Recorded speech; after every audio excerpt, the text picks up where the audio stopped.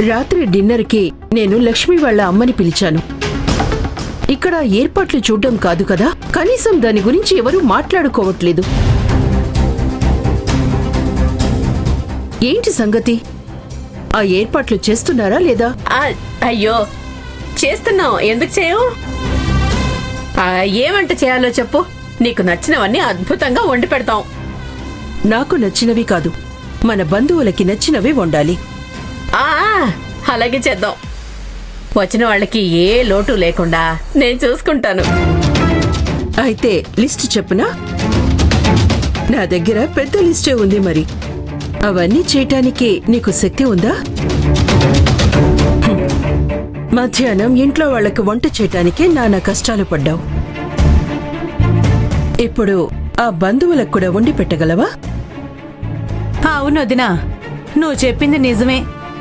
భద్రావతికి మనలాగే వయసు అయిపోయింది కదా, ఇవన్నీ చేయడానికి కొంచెం కష్టంగానే ఉంటుందిలే. లక్ష్మి వాళ్ళమ్మ వాళ్ళని పిలిచి హోటల్ ఫుడ్ పెడితే వాళ్ళని అవమానించినట్టు అవుతుంది. హోటల్ ఫుడ్ కంటే టేస్ట్గా ఉండాలంటే ఎవరు ఉండాలి? అలా చేసేవాళ్ళు ఎవరు? వంట గురించి ఆలోచించాల్సిన పనే లేదు. నలభీముల్లా వండే శక్తి మన లక్ష్మికి ఉంది. లక్ష్మి ఉండగా వంటల్లో ఎలాంటి లోటు ఉండదు.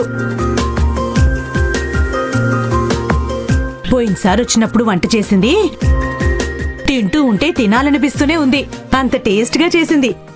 అవునదినా, అద్భుతంగా చేస్తుంది లక్ష్మి. వంటలు ఏ స్టైల్లో కావాలంటే ఆ స్టైల్లో చేస్తుంది.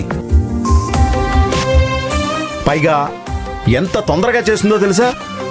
మీరు ఈరోజు లక్ష్మి చేసే ఫుడ్ టేస్ట్ చేయాల్సిందే. అవునా? మీరు ఇంతలా చెప్తున్నారంటే ఏదో ఒక మ్యాజిక్ ఉండి ఉండాలి. లక్ష్మి ఆఫీస్ నుంచి రాగానే ఏం చేయాలో నేను లక్ష్మికి చెప్తాను. భద్రావతి, వియ్యంకులకి ఫోన్ చేసి చెప్పావా డిన్నర్కి ఇంటికి రమ్మని? నేనా? లేదు గిరిజా, నేను లక్ష్మికి చెప్పాను కదా, లక్ష్మి వాళ్ళని పిలుస్తుందిలే. ఇదిగో ఇలాంటివే వదిలేయమంటున్నాను. ఇంటికి పెద్దగా నువ్వే కదా పిలవాలి. వస్తున్న వాళ్ళు ఎవరు? మన వియ్యంకులు.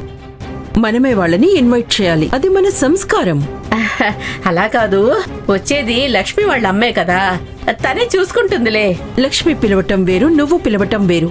నీ వల్ల వాళ్ళు చాలా బాధపడ్డారు. నువ్వు ఫోన్ చేసి పిలిస్తేనే ఈ రెండు కుటుంబాలు ప్రశాంతంగా ఉండగలవు. వాళ్ళని పిలవాల్సిన అవసరం ఏం లేదు.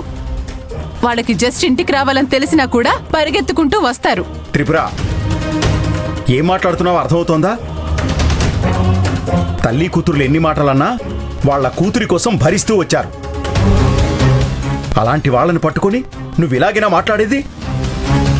వాళ్ళ గురించి ఇలా మాట్లాడడానికి నీకు మనసెలా వచ్చింది? నువ్వు అసలు మనిషివేనా? వదిలేయండి బావగారు. తనకవన్నీ తెలిస్తే తన జీవితం ఇంకా బాగుండేది. భద్రావతి, నీ కూతురుకైతే తెలీదు. నువ్వు నీ కూతుర్ని చూసి ఏం తెలియనట్టు ప్రవర్తించకు. మన వియ్యంకుల దగ్గర అనుకూలంగా ఉంటేనే కష్టసుఖాల్లో మనకి తోడవుతారు. మీరెన్నైనా చెప్పండి, ఆ లక్ష్మి వాళ్ళు చేసిన మోసాన్ని నేనెన్నటికీ క్షమించను. నాకు కూడా అలాగే అనిపిస్తుంది. త్రిపుర, నువ్వు చేసిన మోసానికి నా లైఫ్లో నిన్ను క్షమించరాదు అనుకుంటున్నాను. నువ్వు మీ అమ్మ కలిసి చాలానే చేస్తున్నారు. ఇక్కడితో ఆపేస్తే ఫ్యామిలీతో హ్యాపీగా ఉంటారు.